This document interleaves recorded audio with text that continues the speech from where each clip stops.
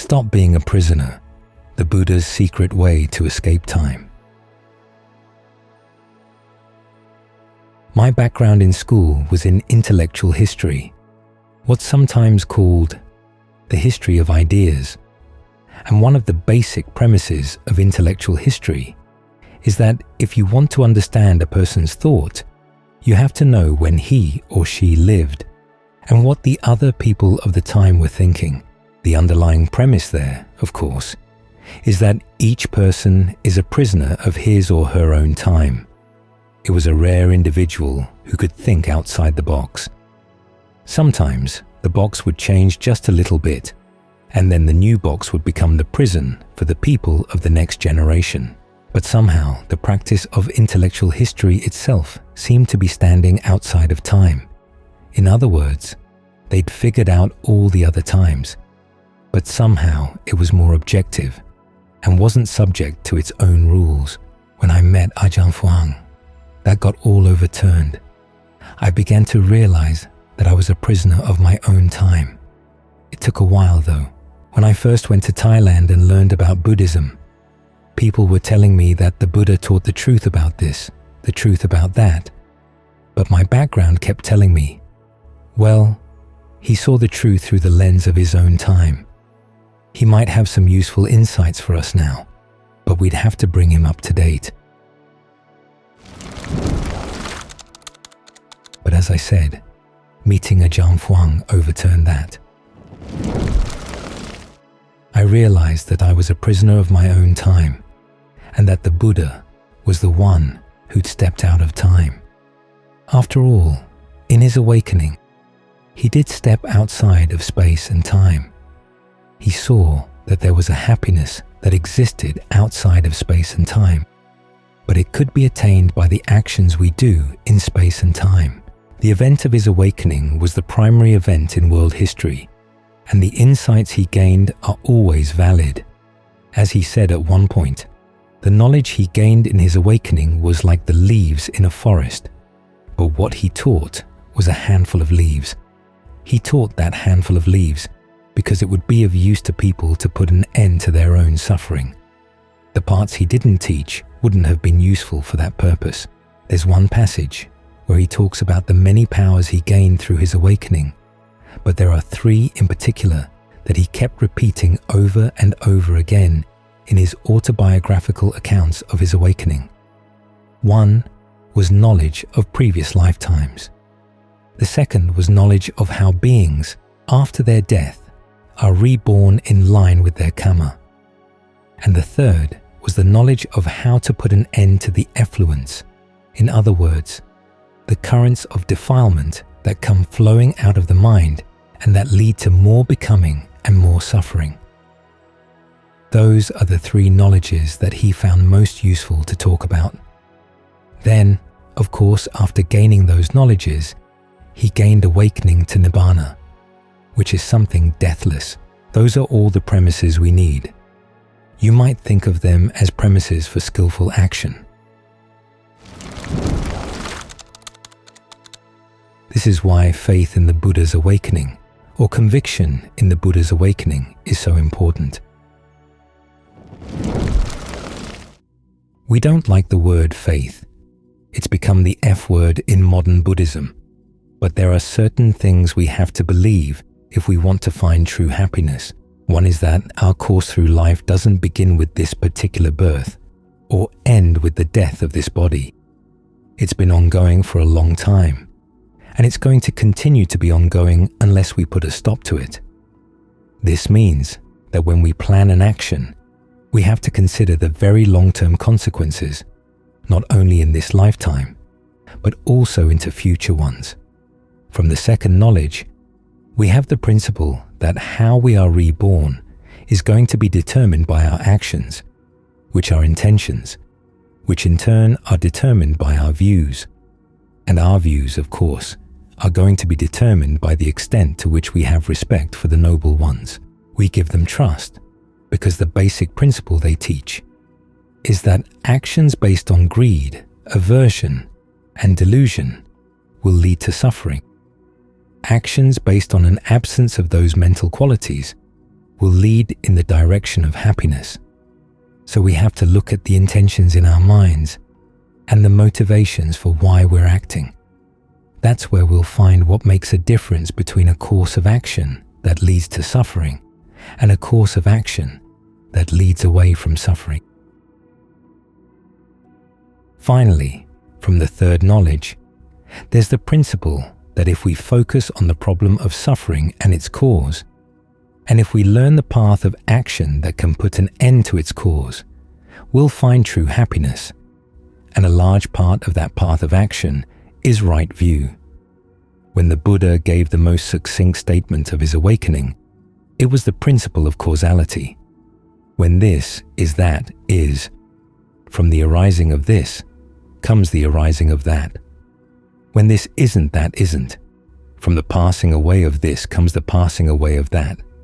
That's the principle of causality underlying right view.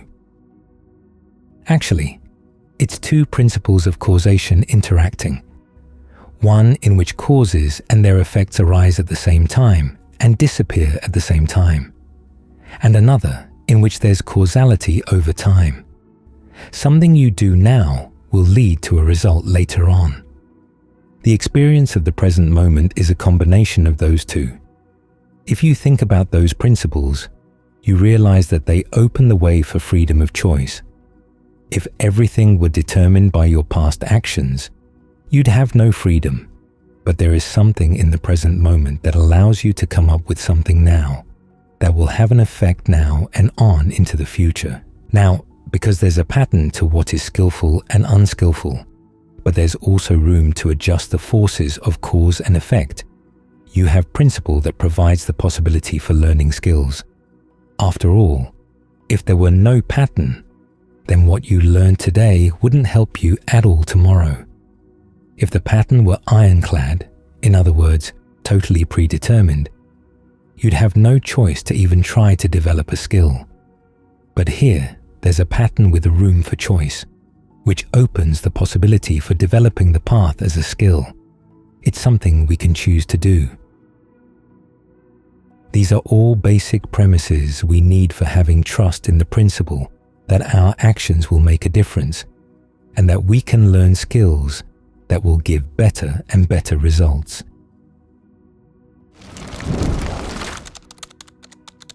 This is what the Buddha brought back from stepping outside of time. And the best results of acting on his premises are that your actions take you to a threshold beyond which you're outside of time too. So you can use actions within time to get out of time, which is where the best happiness is, because any happiness that's in time is going to disappear as time changes. After all, where's the body you had 20 years ago, 10 years ago? Where are your feelings? You may have memories of the past, but they're very much subject to change and can often be unreliable. You look within time, and you can find very little solidity, very little opportunity to settle in and say, okay, this is a good safe place. If you're really serious about happiness, the only happiness that's really going to be satisfactory will have to be a happiness that's outside of space and time. So these are the Buddha's premises on the nature and the power of action. Now, he never said he could prove them to you, aside from getting you to follow his teachings and proving them for yourself.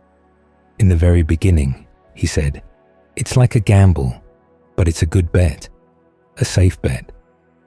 He listed a whole series of practices about which he said that if you take them on and it turns out that he was wrong, at the very least, you still lead a blameless life. Like developing the 4 Brahma Viharas, you develop goodwill for all, compassion for all, empathetic joy, equanimity, all around. When you do, your actions are bound to be more skillful, less harmful. If it turns out there is no rebirth, or actions don't have consequences, then at the very least you can be honorable in your intentions. For instance, say you believe in the principle of the power of action, that you have choices. You reflect that if you believed that you didn't have any choices, That belief would close the door to the possibility of any path of practice. If you accept as a working hypothesis that your actions will make a difference, that opens possibilities. So if your basic premises for your actions require that you place bets as to what would be the most fruitful premises, it's good to gamble on the ones that open more possibilities, because you don't want to close honorable opportunities off simply because you don't know. So the possibility of stepping outside of becoming, putting an end to becoming and going beyond it, that's something you take on as a working hypothesis. In other words, you place your bets on the idea that a deathless happiness is possible. That's a safer hypothesis than saying it's not possible. If you believe it's not possible, you're never going to do the actions that might possibly take you there. Now, if it turns out that it's not true that the deathless is attainable, still you've lived an honorable life. So even at the very beginning, it's a good bet, but it doesn't stay just a bet. Some people say, well, here the Buddha himself is saying he doesn't really know. He's not saying that at all. He's saying that people who approach the path are coming in ignorance, and they have to decide whether they're going to gamble on the path or not. Because action is a gamble. There's so much we don't know. But the Buddha is offering a possibility that your thoughts, your words, and your deeds have the potential to lead to something beyond them. Then you follow the path, and, as he said, the point at which you step outside of time yourself, that's when you've proven for yourself that what the Buddha said was true. From that point on, you have what he calls verified confidence in his awakening. You have a witness, your own experience, and you realize that what he said about suffering coming from within was true. This knowledge is implicit in the principle of the Dhamma I. Whatever is subject to origination is all subject to cessation. Now, notice this statement is not saying everything that arises is going to cease or pass away. Subject to origination means caused, and when the Buddha uses the word origination, it's almost always in the context of things caused from within the mind. What's radical about the experience of the deathless is that you begin to see how even your experience of the six senses is originated. In other words, there are conditions that flow from within that determine how you're going to see and hear and smell and taste and touch and think about things. When those internal causes are ended, your connection with the world of the senses ends as well. At least it stops for the time being. And that's what opens the possibility for an experience of the deathless. It's from that experience that even that thought, all that is subject to origination, would naturally occur as a valid realization. In other words, you're not just making a vague generalization about things in general. You've seen something that's not subject to origination and is also not subject to cessation. You realize that it's radically different from everything else you've ever experienced. Everything else you've experienced prior to that falls into whatever is subject to origination. As for your verified confidence in the Buddha, you realize that your experience of time didn't start with the date of your birth, but that it stretches for a long time before then. You may not have specific memories of previous lifetimes, but you get a new perspective on time by stepping out of it.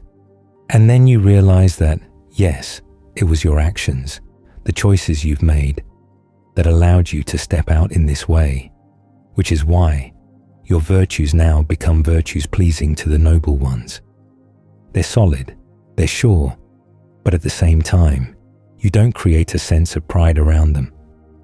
As the Buddha says, you don't make yourself out of the virtues. You use them as tools to reach full awakening. Then there's the fact that there is an awareness that's there even as the aggregates fall away. After all, the aggregates are, as the Buddha said, near and far, past, present, and future. In other words, They're in the coordinates of space and time, but there's still an awareness even after those coordinates fade away. So there's no reason why you'd ever want to identify with the aggregates or build an identity around them ever again. It's in this way that you're freed from certain fetters, even with just the first taste of the deathless.